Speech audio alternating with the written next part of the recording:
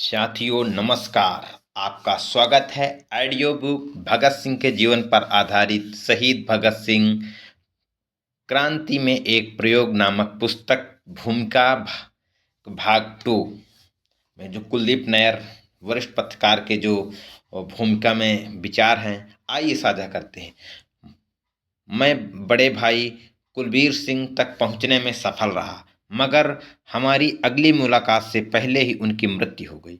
सन 1992 में मुझे सुखदेव के छोटे भाई मथुरा दास थापर का पता मिल गया। उसी समय मैंने उन्हें एक चिट्ठी लिखी।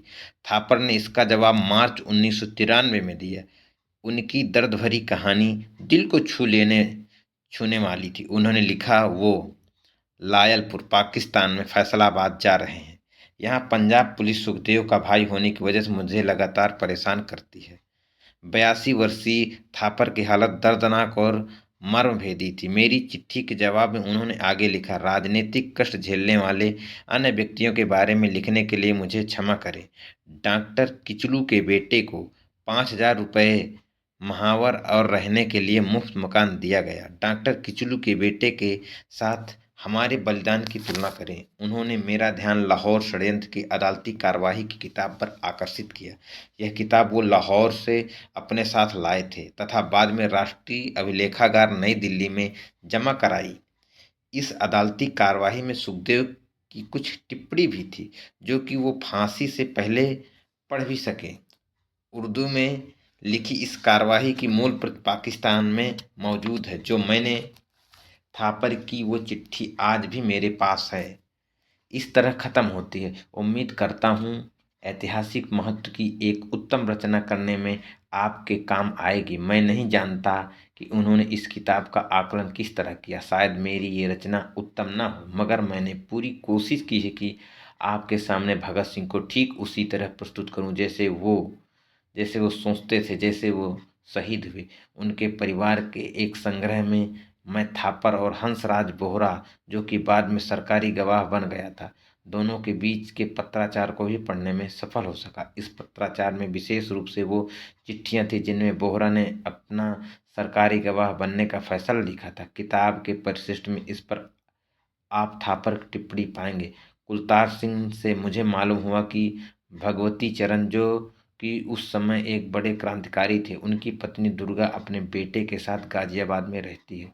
जब 4 साल पहले मैं दुर्गा देवी से मिला, वो अक्सर अपनी याद खो बैठती थी। फिर भी किसी ने किसी तरह से उन्होंने मुझे पूरा विवरण दिया, जिसके चलते Bhagat Singh police superintendent JP Saunders की हत्या के बाद लाहौर से बच निकले थे। इसके कुछ ही महीने बाद दुर्गा देवी की मृत्यु हो गई।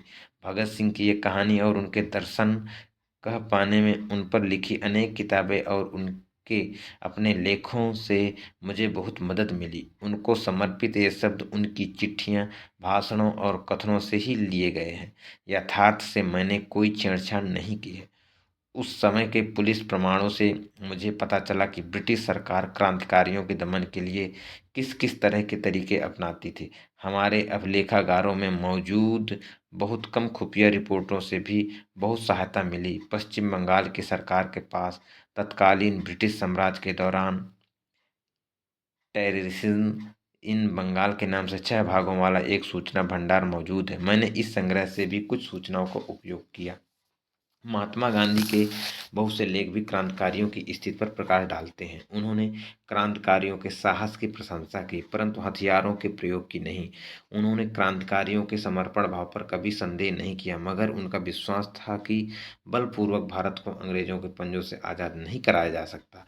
गांधी जी और शहीद भगत सिंह मूल्यों की दृष्टि से एक दूसरे से बिल्कुल विपरीत थे। भगत सिंह बल प्रयोग से विश्वास रखते थे और आज़ादी पाने के लिए इससे कभी मुंह नहीं मोड़ा। दूसरी ओर गांधी जीवन भर अपने अहिंसा के सिद्धांत से जुड़े रहे तथा किन्हीं और मूल्यों से समझौता नहीं किया। ये दोनों भारतीय स्वतंत्रता संग्राम के दो अलग अलग किनारे हैं। पट्टाभी सीतारामैया द्वारा लिखे कांग्रेस के इतिहास में गांधी और भगत सिंह दोनों को बराबर लोकप्रिय बताया है। भगत सिंह को ये एक बड़ी श्रद्धांजलि थी। एक को उसकी सत्य की प्रतिनिष्ठा और दूसरे को उसकी बहादुरी के लिए माना जाता है। जब भगत सिंह की पहली बार गांधी से मिले तो केवल 21 साल के थे और गांधी 59 साल के थे। मैंने उन दिनों अखबारों पढ़ा, मैंने उन लोगों को भी बात की जो भगत सिंह को जानते थे। उन लोगों में से अधिकतर अब नहीं है। सबसे अच्छा स्रोत उनका एक दोस्त वीरेंद्र जालंधर से छपने वाले दीप प्रताप के संपादक रहा। 5 साल पहले उसकी मृत्यु हो गई, जिस समय भगत सिंह और उनके साथियों पर मुकदमा चल रहा था। वीरेंद्र लाहौर सेंट्रल जेल में थे। वीरेंद्र के भी दोषी होने का शक था, परंतु प्रमाणिक तौर पर उसके खिलाफ कुछ न मिल पाने के कारण मजबूरी में उन्हें छोड़ दिया गया। इस किताब को पूरा करने में बहुत से लोगों ने मेरी मदद की है। इनमें कविता मेरी छोटी बहू, जिसने मुकदमे पर शोध किया, और रामचंद्रन सुब्रमण्यम और गोपाल, जिन्होंने इस टाइप किया और ड्राफ्ट को कंप्यूटर में डालने से पहले दोबारा टाइप किया, शामिल है। मैं इनका सबका धन्यवाद करता हूँ। मैं नीलमा राव को भी धन्यवाद देता हूँ, जिन्होंने किताब का कवर बनाया। तो इस प्रकार साथियों, इस किताब की भूमिका का जो पार्ट दूसरा है ख़त्म होता है, और मैं कुछ जो ये विषय सूची है इसमें से 9 पर भागों में यह डिवाइड है। भगत सिंह, शहीद भगत सिंह की कहानी, उनमें से मैं प्रथम भाग की कुछ लाइनों को आपको साझा करना चाहूँगा। हेड जेल वार्डन चरत सिंह के घिसते हुए और कमज़ोर कदमों की चाल को उसने पहचान लिया। मजबूरी में फौज की और फिर पुलिस की एक लंबी नौकरी ने चरत सिंह की सेहत पर काफ़ी असर डाला था। उसकी सफ़ेद दाढ़ी की वजह से वह अपनी उम्र से ज़्यादा दिखाई देता। हाथों में हथकड़ी और बेड़ियों से जकड़े भगत सिंह उनके पास आने को पहचान सकते थे। करीब 6 महीने पहले 7 अक्टूबर 1930 को ब्रिटिश अदालत में फांसी की सजा मिलने के बाद भगत सिंह लाहौर सेंट्रल जेल की उन ऊंची दीवारों के पीछे फांसी का इंतजार कर रहे थे। उन्होंने सुबह की रेंगती हुई रोशनी को अपनी कोठरी नंबर 14 में घुसकर देर बाद शाम को धुंधलके में मिलते हुए देखा। उन्होंने लगातार उसी खामोशी को आवाज़ को सुना जो बिना रुके हर घंटे जेल में के घड़ियाल और खुलते बंद होते लोहे के दरवाजे से होती है। सूरज डूबने के बाद बिना किसी बल्ब, लालटेन या मिट्टी के दिए उनकी कोठरी में अंधेरा और गहरा हो जाता।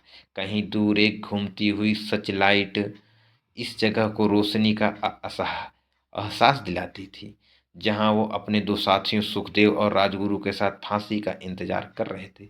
फर्श पर लगी घास और कोने में एक बदबूदार गड्ढे के साथ ये कोठरी एक काल कोठरी थी। जब भगत सिंह अपने जिस्म को सीधा करते तो उनकी 5 फीट 10 इंच की इस काठी के लिए मुश्किल से ये जगह काफ़ी होती।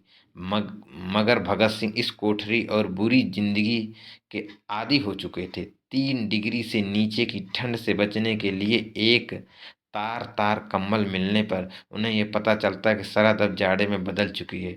मार्च आते आते कंपकपी अपना असर छोड़ जाती। हवाओं में बसंत का वादा था, मगर फांसी की कोठरी के नाम से जाने जाने वाली इस कोठरी में खुशियों का पाला मर गया था। वक्त और चार दीवारी में जकड़े भगत सिंह मौसम का ये बदलाव नहीं देख सकते थे। भगत सिंह अकेले जीना सीख चुके थे। हाँ, वो बेचैन जरूर थे, अपने अकेलेपन की वजह से नहीं, बल्कि इस लंबे और बे बेमतलब इंतजार की वजह से। कभी कभी उनके मन में आया कि यह फांसी जल्दी हो जाए, मगर तभी उन्होंने महसूस किया कि 23 साल की ये जिंदगी बहुत कम थी। एक बार एक दोस्त को उन्होंने लिखा था कि जो वो करना चाहते थे उसका 1000वां हिस्सा भी नहीं कर पाए। उन्होंने अपने एक साथी विजय कुमार, जो कि उनकी फांसी से 15 दिन पहले मिले थे, कहा, अगर मुझे छोड़ दिया गया तो अंग्रेजों के लिए मैं एक मुसीबत बन जाऊंगा। अगर मुस्कुराहटों की माला पहने मैं मर गया तो हिंदुस्तान की हर माँ अपने बच्चे को भगत सिंह बनाना चाहेगी, और इस तरह आज़ादी की लड़ाई में सैकड़ों बहादुर पैदा होंगे।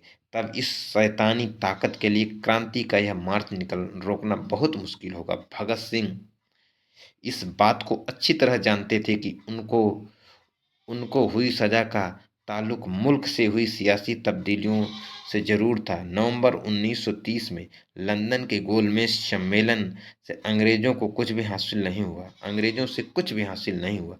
वो चाहते थे स्वराज के लिए कुछ ताकत दे दी जाए, मगर उन्होंने किसी को इसके काबिल नहीं पाया। उस वक्त हिंदुस्तान असंतोष में उबल रहा था।